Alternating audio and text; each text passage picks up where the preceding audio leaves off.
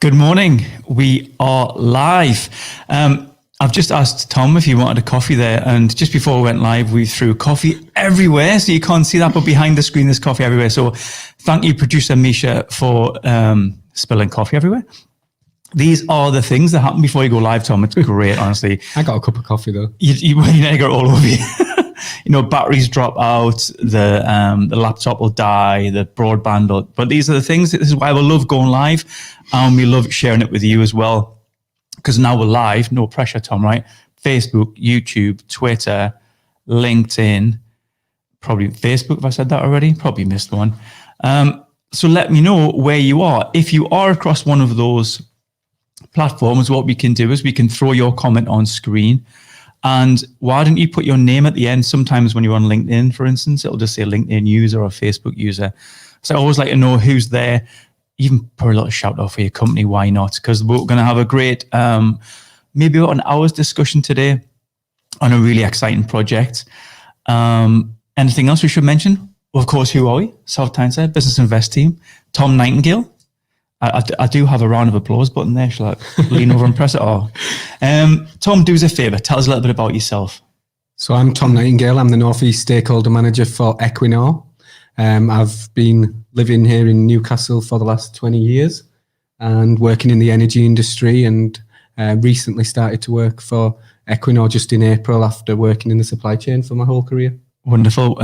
20 years. You've still got, there's still a little bit of a twang there. Where's it from? From Yorkshire. Leeds. Yorkshire. Yeah, originally from Leeds. Right. Okay. Good. So well, there's our Carl. Look.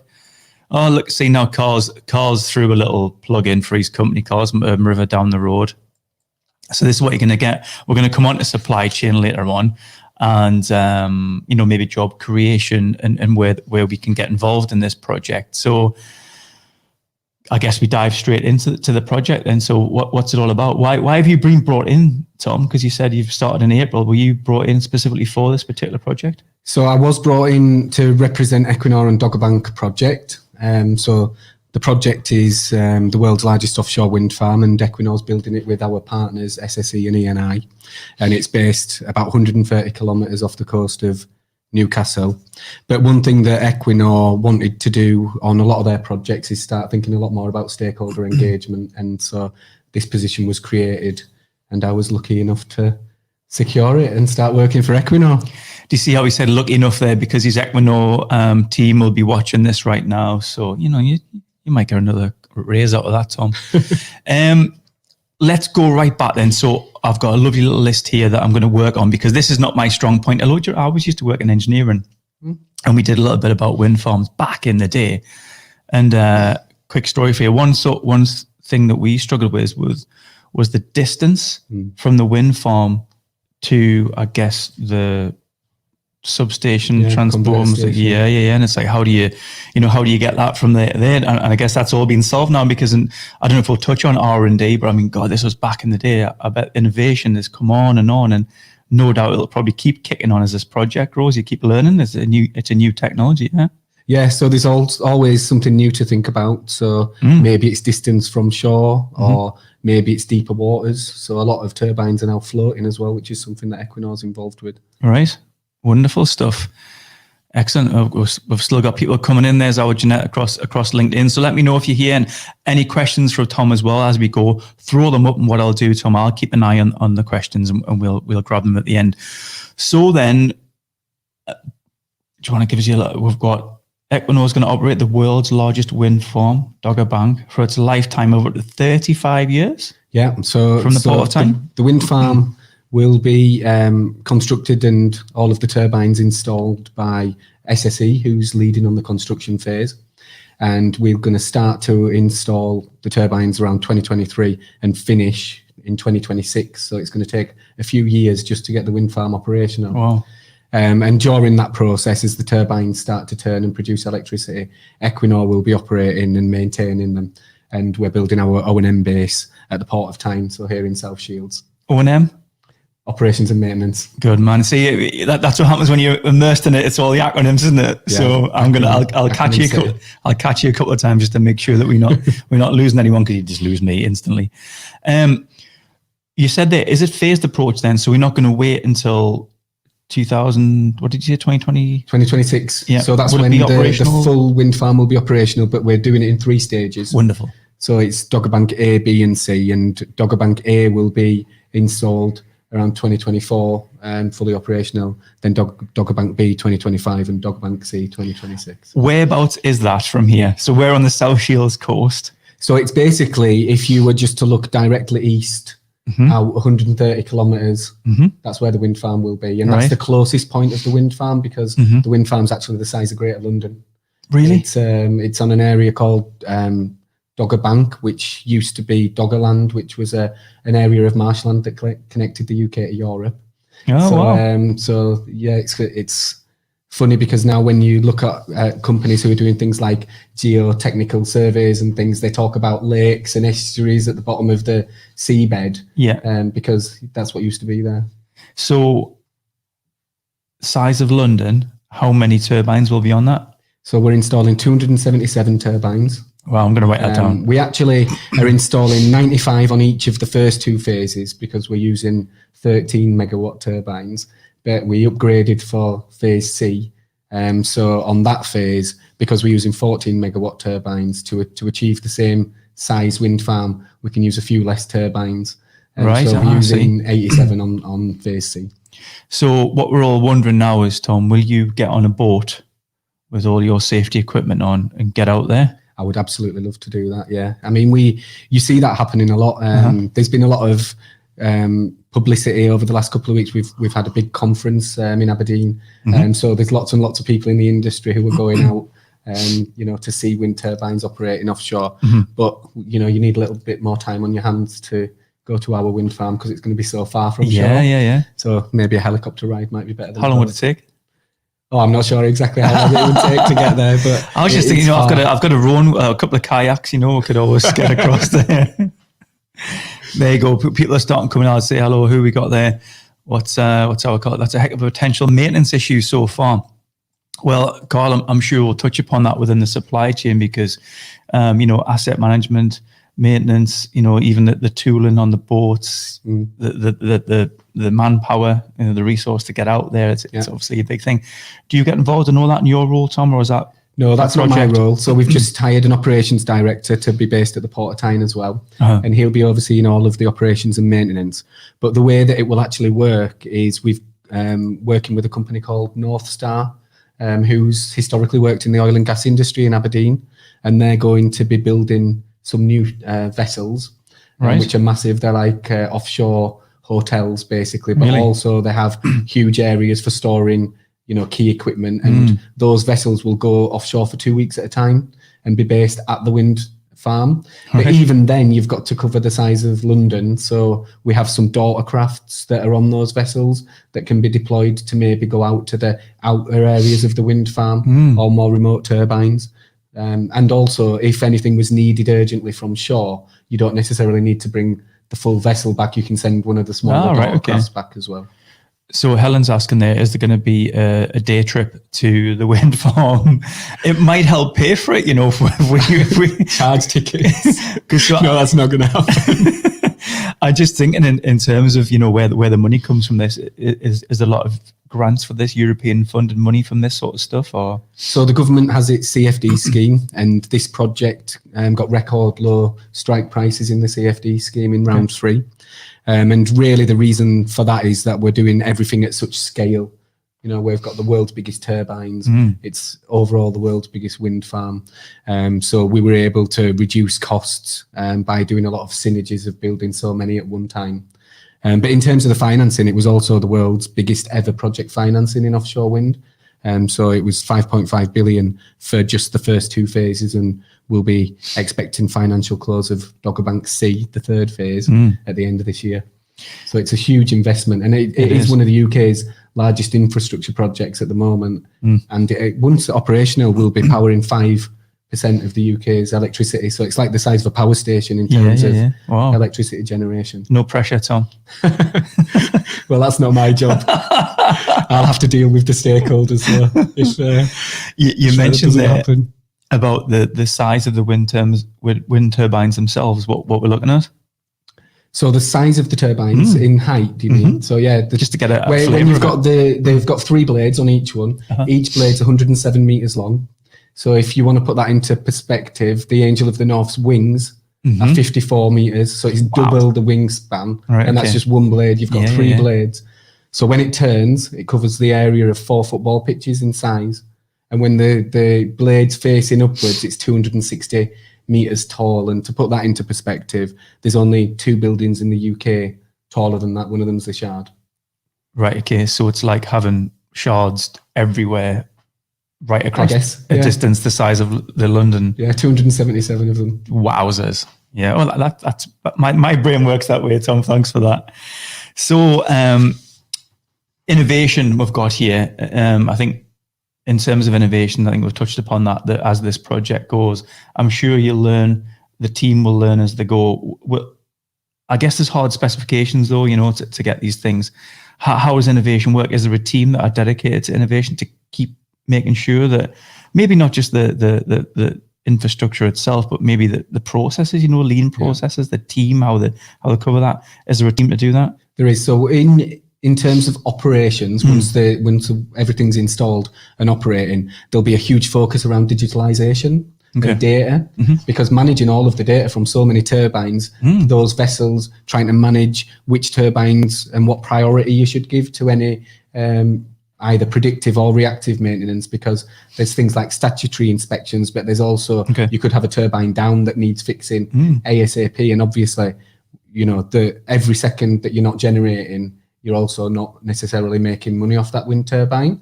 So it's really, really important to try and keep the uptime of the wind farm as high as possible. And I think that a big focus on innovation will be continuing throughout the whole lifetime of up to 35 years. There'll always have to be new innovations to keep improving that.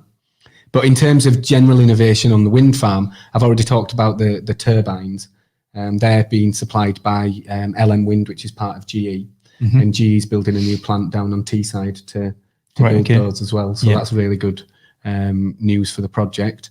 But also, we talked a little bit about the cables before. And because we're so far away from shore, other wind farms have had a different type of cable than what we're using. So you can either have AC or DC. And you know this because you're an engineer. He's looking at me with a glint in his eye there. I'm like, oh yeah, I know all about this stuff. So if you use AC cables, the longer the distance, you can have electrical losses. So we've decided that we're going to be the first wind farm in the UK to use DC cables. Oh, wow. And that's why offshore we have a converter station. So all of the cables that from each turbine has a cable. They all join together in like a daisy chain. And then they come to the converter station, and there they'll be converted to DC. And then they'll travel the 130 kilometres back to shore. And we've got 2 landings. So we've got East Riding of Yorkshire for Dogger Bank A and B, and also Redcar and Cleveland for Dogger Bank C, which we're sharing that grid connection with Sophia Wind Farm as well. We're cooperating a lot with Sophia Wind Farm. And in order to do all of this, you need the converter station I mentioned offshore, and we're doing the world's first ever unmanned converter station for offshore wind as well. So it's quite a lot of big innovations happening on the project. Well, just as Debbie says there, truly groundbreaking, and all here in the Northeast. So this must be a project for us all to be proud of.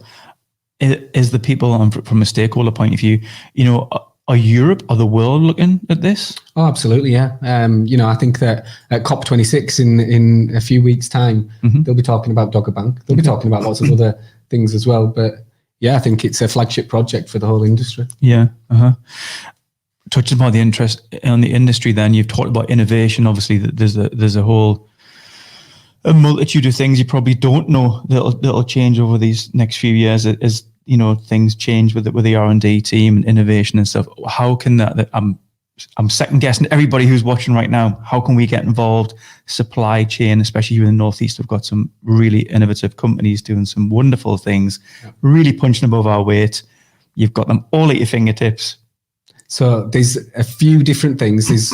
I'll park the innovation part to start with, but remind me to come back to that. So any supplier that wants to get involved in Dogger Bank project can go to doggerbank.com and register as a supplier with the different products and services. And obviously we're quite far into the capex part of the project, the construction phase. But we are going to be starting to think about operations. We're going to need things like, even services at the operations and maintenance base, like security, cleaning, etc. So, there might be some opportunities for local businesses here in South Tyneside. But we've got companies in South Tyneside already working on the project. There was a great story recently about a company called Metech, who are providing all the cathodic protection, which stops things rusting in the sea. So that's a really nice story. They're based really close to here in South Tyneside too. But also in terms of the supply chain, we'll be hoping to run a series of events next year, which we'll be advertising, and the supply chain can try and get involved in those as well, where we'll be introducing the supply chain to some of our tier 1 suppliers, because the contracts don't always come from us. In fact, it's much more common that they come from our tier 1 suppliers. So trying to connect the supply chain together is really important for us as well. I think obviously we saw that with Nissan here in the Northeast, those tiers and almost bringing everyone together as well, locality point of view. How does that look, with Dogger Bank being right out, obviously in the sea, and then you've mentioned the ports and stuff like that. How do you manage lots of different supply chain in the Northeast? Yeah, well, I mean, our O&M base in South Shields is going to be the operational hub of the wind farm. It'll have a huge warehouse, so any parts that we need to store or that are regularly used on the wind farm will all be stored there. Also, that's where all of the people will be based. So we're creating around 200 jobs at the operations base in South Shields, and North Star, who I mentioned previously as well, they're creating 130 jobs for their vessels and crewing staff as well. Wonderful. You've touched upon something there that Dennis has just brought up there.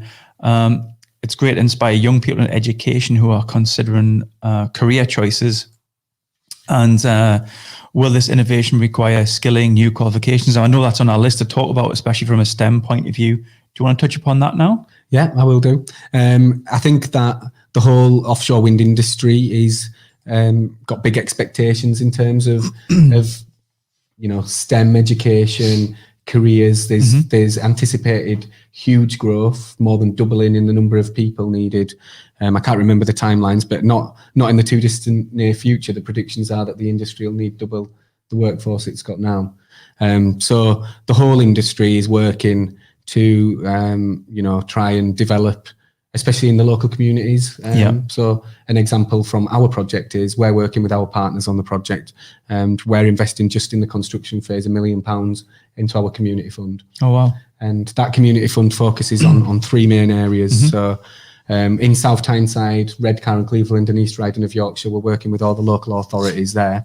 And we're doing lots of programs around STEM education, and we're working with each local authority to deliver on the needs that they've told us. We don't want to say, this is what we're giving you, accept it, or we're not doing it. So in South Tyneside, for example, we're working with the local authority on the transition from primary to secondary school, trying to keep STEM subjects ingrained in people's minds, let them know what careers they can get, not just in offshore wind, but in any green areas as well. And we're also working with them to do things like careers pages to help people coming out of education to find work as well. And also, we want to really promote diversity. So we're going to be doing things around attracting more females into STEM. So there's a program called STEMettes as well.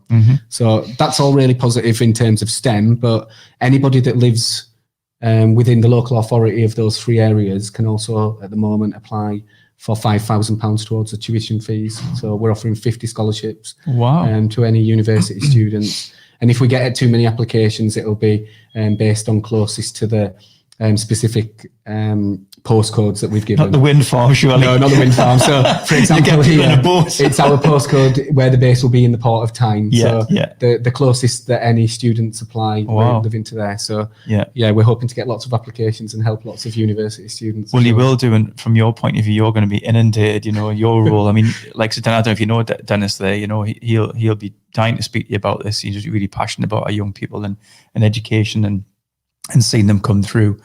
He just replied there. There's one more thing I want to mention on the community fund, though, because I really don't want to forget this. We're also offering grants to community groups. Okay. So up to £500 in those 3 areas as well. You can apply. All of this can be found on doggerbank.com, and it tells you, you need to have a proper constitution, etc. But you can find out all of the details there. But it's really nice because we're helping, bowling clubs. And, we're hoping to help the local radio station, etc. So there's loads of really nice community projects that can apply if they're based in those local authorities as well. Local podcasters. You grab yourself a cup of coffee while I look at some of these. Do you want to have a little drink of coffee and give yourself a little break there?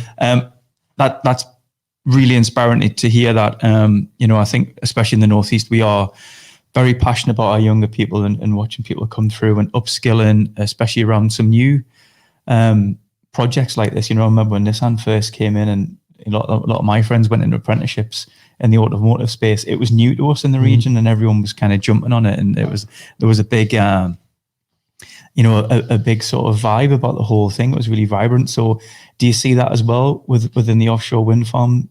Do you see the Northeast really everyone's really, really keen to get involved, as you can imagine. And we will be doing things like apprenticeships as well. Yeah. Not obviously to the scale of a company like Nissan, because we don't have that many people here, even though we are creating a significant amount of jobs. But we will be committing to a certain number of apprentices per year. And we're already talking to local, colleges and other and universities even, because you can do degree scholarships now. I've been learning all about these recently as well. Really good, isn't it? Yeah. And apprenticeships, I think a lot of people think of apprenticeships from 16 to 18 to 20, but you can get an apprenticeship at any time of your life, and and go on and do a degree with it. It's wonderful stuff. We actually had on the business talks, we had an apprenticeship talk recently as well. Yeah, it was really good. It's probably worth having a little look at. There's our call there, sharingdoggerbank.com. Thank you very much for doing that. And I'm guessing this is Lindsay back at the ranch just sharing some links to the scholarship and the community fund. Yeah. So that's great stuff. How much was in the community fund, did you say? So the community fund was £1 million during the construction phase. Obviously, that's split between the STEM, the scholarships. The scholarship's quite a significant amount because we're offering that for 50 students. So that's £250,000 in scholarships. And then the more smaller community group fund, which is up to £500 for the different community groups. So in terms of that community engagement, then who does that fall on?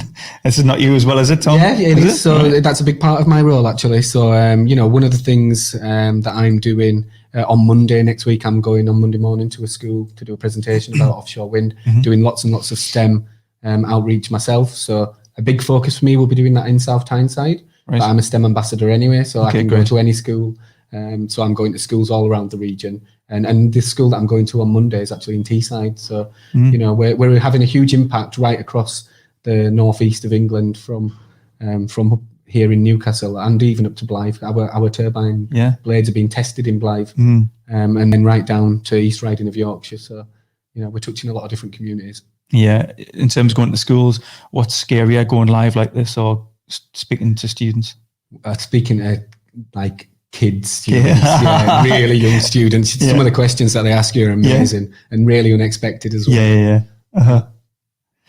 Right then, where should we take this then? So we've also touched upon the operations and maintenance base at the Port of Tyne.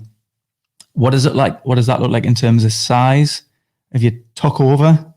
Because that's starting to really creep out, that Port of Tyne. So we're going to be on the Clean Energy Park in the Port of Tyne, and they're just doing all of the key works at the moment because the vessels will be pulling up right outside of the O&M base.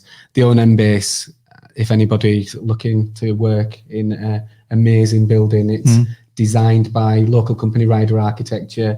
It's sustainable. It's going to have solar panels and EV charging bays. It's going to be a really, really nice place to work with a gym. Are you situated there? Of course. I thought you would be by the sounds of that. No more working from home when that gets opened. Wonderful. So in terms of scale then, the Port of Tyne, how does that look at the moment? So that site is all just being levelled out at the moment, and all of the preparatory works have been completed at the Port of Tyne, and we'll be starting our construction in the next few weeks. So we've just announced this week that the building's designed with net zero carbon emissions, so this is great. And we're working with a company called B&K, who've got offices in Sunderland close by as well, to do the construction. Just to touch upon that, the supply chain. Anyone that's sticking out? Anyone that you can give a shout out to? Anyone that you've got a nice little case study or a story where it's? Yeah, I mean, we're working with quite a lot of different UK suppliers. We had the METEC one in South Tyneside I recently talked about. We also had a really nice story about a company called Granada who are providing all of the different cranes, so over 200 cranes for the wind farm as well. Wow. So yeah, there's loads of different companies popping up all the time. Actually, I'm friends with some people at a company called Tecmar Group, and they have a company called Ryder Geotechnical in Newcastle, who also just did all of the geotechnical analysis for the wind farm offshore as well. So you go on to, in terms of supply chain, was it doggerbank.com? You can register at doggerbank.com, yeah. So, in terms of tiers, how that works, so, a smaller company, would they supply to one of the tiers, which would then supply? And so all of those companies that I just mentioned didn't get a contract from Equinor. Okay. But they are working with our tier one. So last year we did a series of events with 10 of our tier one suppliers, where we introduced them all to tier two and tier three suppliers as well. So that was for the construction side, and that's why we're going to try and do that for the operations and maintenance activities as well during 2022. We'll have a little break about innovation. I want to throw something up that Carl mentioned earlier on. And I don't know if you do get any, questions around this. Carl said, can we maybe touch upon at some stage the impact of wildlife, especially seabird flights crashing, considering the overall size impact of obviously the wind turbines? Do you get, sort of... There's a lot of work being done in the industry at the moment. Right, and you have to do lots and lots of work to prove that you're minimising any impact. There's been, instances of birds flying into wind turbines in the past. There's also the fisheries we have to work a lot with. Because obviously, it's their turf that we're of course that we're going into and putting turbines in the ocean where they would typically go and do fishing. So there's lots and lots of activity happens. And there's even activity with things like the MOD, because wind turbines can have impacts on radar. Right. So there's a huge amount of different industries that we have to work with. But obviously wildlife is one of our biggest concerns. You actually find that often with the support structures of a wind turbine, they can become habitats for wildlife as well. So it's something that you wouldn't expect. But, it's an area that suddenly appears for wildlife to live and hide around. Of course. Paul just mentioned something there. Reinforcing the move to net zero from a supply chain point of view? Yeah, I mean, what we're doing is obviously offshore wind is sustainable. It's green energy, but that's why we're also doing things like our vessels from North Star are going to be hybrid, so they're going to be able to charge when they're in land and use battery before they switch to using any or causing any emissions. They're also really well sustainably designed. The same for the base, like I mentioned. We're trying to make all aspects of the project as sustainable as possible. And we do have expectations of the supply chain as well. So I think when we're doing tenders and things, we look at CSR and ESG and things like that. What have we got here then? Service operation vessels. That's the vessels I've just been talking about from North Star. These vessels are state of the art. They're actually being built for the project. So we're chartering them for a period of time, but North Star are building them. And the daughter crafts that I mentioned before, they're getting built in the UK as well. So that's great. Yeah, it certainly is. UK you mentioned there. So I'm guessing, some of these projects is about like trying to keep things local, but, you can't always keep things local. But, this is a project for the UK as well. Just because it's based up here doesn't mean it's just, local only kind of thing. How does that work from a supply chain point of view? Are you trying to keep things local, or Yeah, so I mean, we're working with an international supply chain. You know, Right. on this project, we're doing many world firsts and many of the world's biggest. So we're Yeah. working with a lot of well-established players in offshore wind, and some of those are in the UK and some of those aren't. So I think that with the GE facility, where the anchor project for that new factory on Teesside, so that's you know, a really big story for the project and for GE and for offshore wind in general, because those are, you know, those are long-term jobs. There's nearly 3,000 jobs associated with the project, either in construction or into operations now, and a big portion of those are associated with the facility that GE are building. Yeah. Yeah, and like I mentioned, a few of those other stories, we keep seeing more UK companies getting involved in the project. We do a lot of work with our tier one suppliers to promote them where possible to use UK suppliers as well. Okay. And that's all written into our documents, etc. You know, we it's something that we've actively said in our supply chain plan that we will promote that. And when I mentioned the supply chain plan there, that's something that we discuss with government. So we've made certain commitments on the wind farm. Some of them are around UK content, and some of them are around skills, some of them are around innovation, and we report back to government the progress that we're making, and all wind farms do that. So it's a really great way of being able to demonstrate that you're trying to do, where possible, to work with the UK, but not just work with UK suppliers, to advance the UK offshore wind industry in general. That's not good enough for Carl. He's talking about the GVA impact. We've got any figures?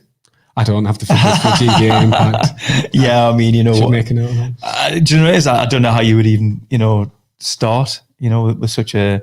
Do you look at other projects around the world and try to use a bit best practice and look at what, you know, maybe they did good and bad and feed that into Dogger Bank project? Yeah, obviously we've got people joining the project at the moment from our operations director's just joined us. He's worked on Teesside offshore wind farm. He worked on Blythe wind farm. So, you know, real positive experiences of working in recent wind farms that can be applied. But then we've also got our digitalisation manager. He's joined us from a large Norwegian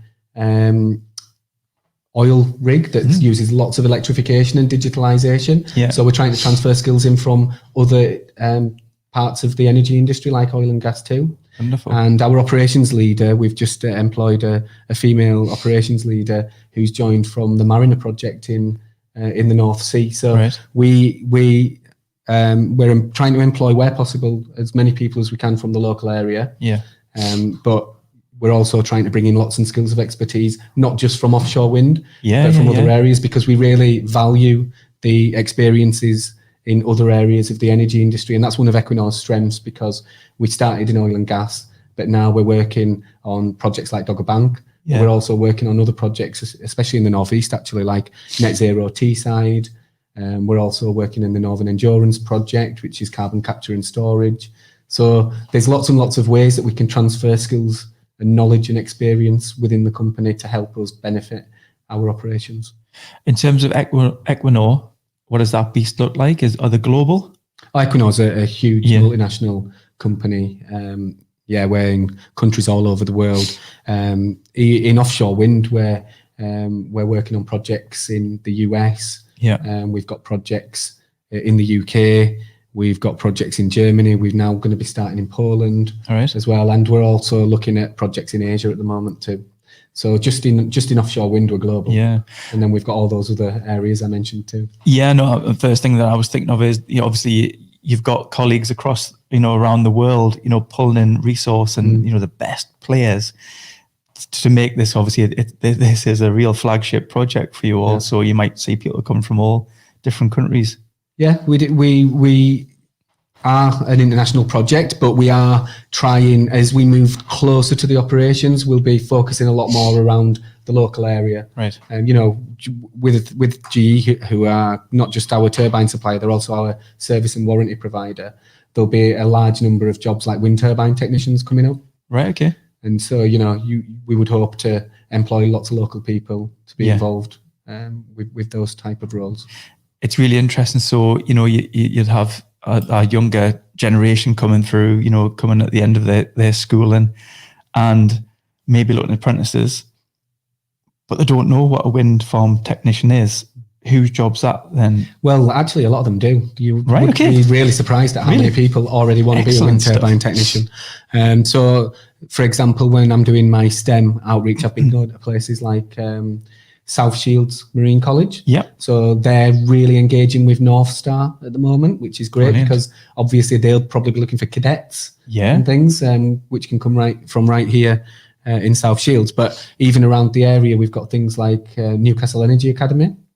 And they train people to be wind turbine technicians. Right. Like they do apprenticeships in, wind turbines. So that's actually a full course. And later today, I'm going up to Blythe because they're doing an official opening of their wind turbine training facility, which is the port training services up there. So there's a huge amount of existing supply chain and training and skills providers in the region, and we really want to work with them on the wind farm. So that's a big agenda action for me to try and make sure that they can find a way into the project.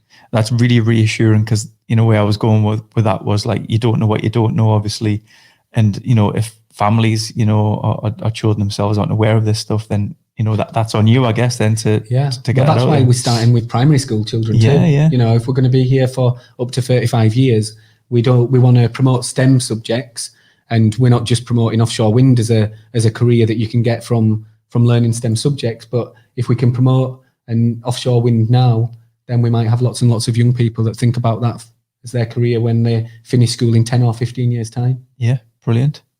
There's a little plug there for you. The Enterprise Advisor Network is a great program which looks to bridge the gap between education and business. Yeah, I'm an enterprise advisor now, but I haven't been assigned a school yet. Right. So I might get assigned one in South Shields, but even if it's just somewhere else in the northeast, that's a really good way of helping people to understand. And it's not just helping the students; it's helping the teachers to understand the type of careers as well. So it's really working with a school to help them. And that's something I'm looking forward to getting involved in. That just made me think that's great. Also, what about existing businesses though, who, I don't know, might have an idea, maybe something like my business, I've been here in the business centre at 1 Trinity Green. If I had a great idea, but maybe I couldn't take it to fruition because the capital wasn't there, how could I approach somebody and say, I've got this really good idea for innovation? Like, what would happen? Well, this is why I told you to remind me about that point of innovation before. Ah, right, okay, there you go. So we do a few things. So every offshore wind farm provides money to the Offshore Wind Growth Partnership. Okay. And that's a UK-wide initiative to try and provide funding for offshore wind. But locally, some of that funding has come. We've also some funding from the North of Tyne Combined Authority, and they're working with the Catapult, which is the offshore renewable energy catapult in Blythe. So we're really lucky to have this like global facility here in the northeast of England. Equinor's working as a delivery partner to try and help find companies and allocate which ones should receive funding based on their ideas. And a lot of that is moving not just into construction, but into things like digitalization, robotics, things like you might need to do an inspection by having a robot crawl up the turbine while it's turning. These things are really, really exciting advances. And they're not typical offshore wind things, it's like things like robotics and digitalization are something that people might not necessarily associate with wind farms, but they're definitely growing in importance. So is that something you've got to do, Tom, what you're tasked with? For instance, would you go to conferences, walk around stands, look at what people are doing? You might see someone who's doing some great stuff with VR about maintenance without the need to go out there and train people. Do you have to keep up to date with stuff that's going on? Oh, yeah. I mean, I need to keep up to date because I need to be the person that tries to connect those suppliers with Equinor as well. Yep. And I mentioned doggerbank.com before, but people should connect with me on LinkedIn as well. I'll try and have a conversation. Are you sure you want to throw that out there? No, I'm happy to do that. I'll try and have a conversation, find out, see if I think it's appropriate, and then I can even try and do introductions within Equinor if I think that there's a strong chance of us working with a supplier. But otherwise, register on doggerbank.com. And also, it's not it's not easy for everyone to be on Achilles because there's a cost associated with it. Yeah. But for bigger suppliers as well, if you're registered with Achilles, you might actually see live tenders coming up on there. So great if you are. So in terms of LinkedIn, then, do you post content around opportunities and things? So we'll be promoting on LinkedIn any events that we do around the supply chain, any events that we're appearing at. So, for example, we're going to be at Global Offshore Wind in London in a couple of weeks' time, and I'll be on the Equinor stand there as well. So the first day I'll be walking around meeting people, and then the second day I'll be on the stand. So, anybody that happens to be at Global Offshore Wind, come and introduce yourself. Excellent stuff. So how many hours in the week are you doing this? So that's just 2 days, but it sounds like a big role. My role is really to try and meet stakeholders, and that can be industry, supply chain, academia, all of the schools. So I spend most of my time just having nice conversations about offshore wind with people who are interested. Sounds marvelous. What have we not covered, Tom? Well, I think we've covered most things that I wanted to talk about. We went through all our bullet points that we wanted to get done today. Yeah. Do we have any more questions? Nothing on the screen just as yet. So if you've got any questions for Tom, feel free to pop it in. Before we get Tom, what we got here from Eddie. Eddie's a former guest. We have some fantastic new portable power suitcase batteries, ideal for remote locations. Well, I don't know if that would ever be required on the wind farm. But batteries seem to be the future at the moment. So yesterday I was at an event with the chairman of British Volt. Right. So interesting listening to him talk about battery technology and electric vehicles as well. So I'm sure that the Northeast isn't just going to be leading in offshore wind and the energy transition. I think we're going to be leading in electric vehicles and battery technology as well. Yeah, Eddie's just around the corner there at Cell Pack Solutions. He's been a guest on the show before, and some of the innovation that those guys are doing is marvelous, and it's right on our doorstep. It's literally, you can see out the window. And how do you feel about that then, Tom? Because again, you might not know these companies exist. How are you going to go about finding everybody? Yeah, well, I am quite well connected with existing energy suppliers. So I work really closely with Energy Coast, which is the offshore wind cluster in the northeast of England, and that's run by NOF. And so we know them really well. They're really great at doing introductions and connections. Almost every day I receive an email from one of the NOF teams saying, "Oh, Tom, this member's asked if they can be introduced to you. Can you get in touch?" So that's great. That's always a good way. But I know that people aren't all part of that organisation. Yeah. And that's why I'm trying to do things like this, working with other groups like RTC North. And it would be amazing in a couple of years' time to say that somebody watched something like this and now an SME is working on the wind farm. So I'd love that. Yeah, me too. Yeah, and that's why we're doing it. That's why the Business Invest team want to get this kind of opportunity out to people to learn from. If you've enjoyed it, make sure you like this sort of stuff. Tom, we've only got 3 likes. This is not good enough. I'm sure more than 3 people. Show Tom the love. There's our Gren there. I'm going to throw this on screen. Gren, I hope you're feeling better, my friend. What type of opportunities do you think there might be for smaller local businesses? Well, hopefully when we think, it really depends what you do. But when I think about the services at the O&M base, which is just at the Port of Tyne, I'm sure that there's a large number of businesses around here that already work with the Port of Tyne and the businesses there.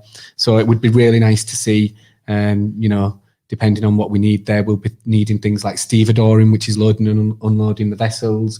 We'll be needing security, catering, cleaning. So I imagine we'll be looking for people close by to help us with those rather than anybody out of the region. So I think that those will hopefully be some nice opportunities. But like I said, METEC providing cathodic protection from here in South Tyneside, it's amazing to see a company like that involved in the world's largest offshore wind farm. So I'm hoping that we get more and more stories like that. Yeah. Helen's just said there, Tom's been a great guest. Wow. Nice Thank touch. you. Helen, I hope you've liked this and clicked share as well, so that goes into your network so people can learn more about the project. My old rural colleague there, Andrew, said the Northeast was always a world leader for electricity.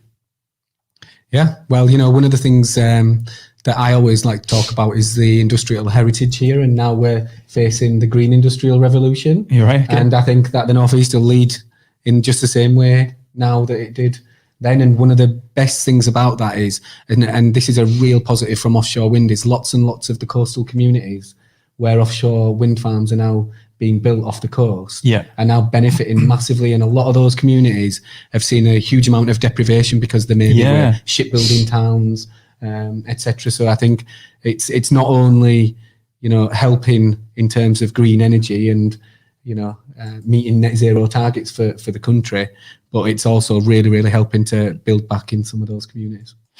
This is not visible then from the shore, no?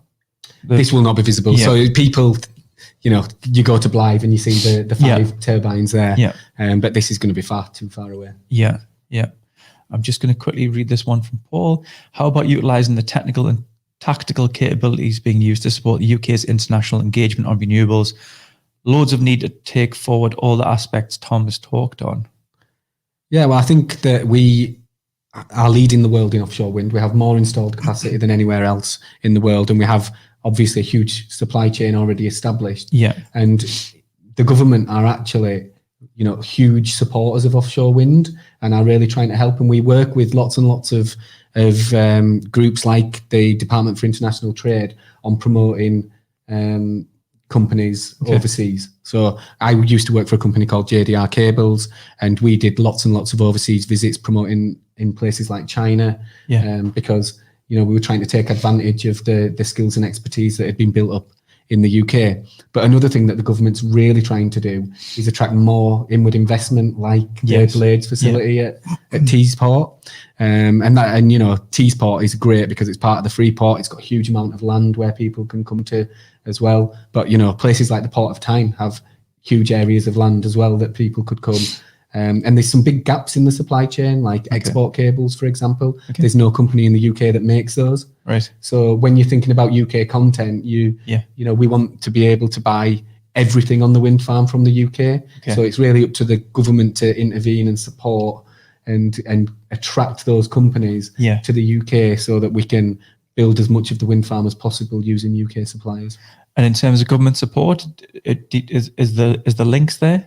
So government support, they have an offshore wind acceleration program. So there was an example, Smulders on the north side of the Tyne recently received a huge amount of funding so that they can advance their capabilities in offshore wind. But there is funding available for smaller companies, and that's where you need to think a bit more about things like the offshore wind growth partnership that I mentioned before, and the program that we're supporting specifically in the Northeast is called the TIGOR program. So it's Technology Innovation for Green Growth in Offshore Renewables. I'm glad I remembered that. No, well done. Lots of acronyms, lots of partnerships and industry bodies and that sort of thing. I think we should just all hook up with Tom and just tell him, what we need, and then you can navigate the waters, pardon the pun, of what people need. Carl says there, we need to make a much bigger thing of this in the Northeast. It puts us on the map. From a PR point of view, how does that work? I mean, we are trying to do that, but it's we all need to come together to do it. And I had a really good business roundtable yesterday morning, which was organised by North East Times. All right, okay. And there was, I mentioned before that British Volt were there, but there was loads of businesses represented who are involved somehow in the energy industry, and we were all talking about the fact that we have this huge amount of capabilities and expertise in the region, and that will all be written up in the next North East Times, so look out for that. Excellent. Did my friend Christopher Owens take your photo? Yes. You had your photograph taken? Yeah, I'm not sure if it was him, Chris, but we had a photographer there. Yeah, I can't remember. I was trying to concentrate on the conversation. Great stuff. And what we got here, a link thrown in the comments there. There's the Offshore Wind Growth Partnership. Yeah, and just all of this great work by Invest South Tyneside. It's great to work with Invest South Tyneside. They're huge promoters of the wind farm as well. And I think that, this is just the start, this talk today, of working with them as well and helping to keep businesses in the know. We've already talked about doing a discussion with the team that look after the community groups to keep promoting the community fund as well. So we want as many local companies as possible not companies, but local community groups of course, to get involved with that if they can. I know I just talking to Lindsay earlier on there from the team, and she'd love to have you back, Tom, to see what the next steps are, to see, how the project's progressed, and just keep up to date. So would you do I'd love that? to come back. Absolutely. Yeah. And we can talk about the next steps and what's been happening. So by then we'll be in the construction of our O&M base, and we'll be seeing it to start come out the ground. So I think, once people start to see the investment that we're putting into all of these facilities and, in the region, it'll be great to showcase that. Yeah. Maybe we can do it live downstairs with everybody. Oh, that'd be great. Yeah, that would be awesome, wouldn't it? And maybe we'll get on a boat and we all go out. Yeah, we'll just tell your producer not to make the coffee. Yes, Misha, don't make the coffee on the boat. That might go, yeah. So then I think, Tom, we're going to let you off the hook. I've really enjoyed that. It's been really informative. And as I think a lot of our viewers have echoed, they're exciting, very exciting. Pride is something that's came through there. It's for us, it's in the Northeast. You're doing a great job for us and providing for, I think, as Eddie maybe touched upon there, you're here for the long term, I think Eddie said, and that's great from an economical point of view and for our new generation coming through, that there's opportunities there for them. Yeah, and I completely agree, and thanks for having me. But we're really looking forward to just getting things started, and we'll all keep in touch and try and keep in touch with all the local supply chain as well. Wonderful stuff. Yep, everyone's feeling the love for you. So thanks so much for watching, everyone. If you could do us one thing, just give this a little bit of a share. Like it, sure, love's good. Likes are great, but love's good. So get a couple of loves there for our Tom, and like I say, share this into your networks, because what we really want to do is spread this message. We've just been talking about PR there, but it's on us. It's not just on Tom and the team. It's on all of us, as some of our comments have been there. This is our project, so let's shout about it. So thanks so much for watching, and I'm looking forward to seeing you next time. I'm not sure who we've got in the pipeline, but I'm sure it'll be great. They always are. Yeah. Won't be offshore wind though. It won't be offshore wind. No, that's your bag. Right, Tom, thank you so much. Thank you. Excellent. Really appreciate it. Thanks, everyone. Thanks for watching.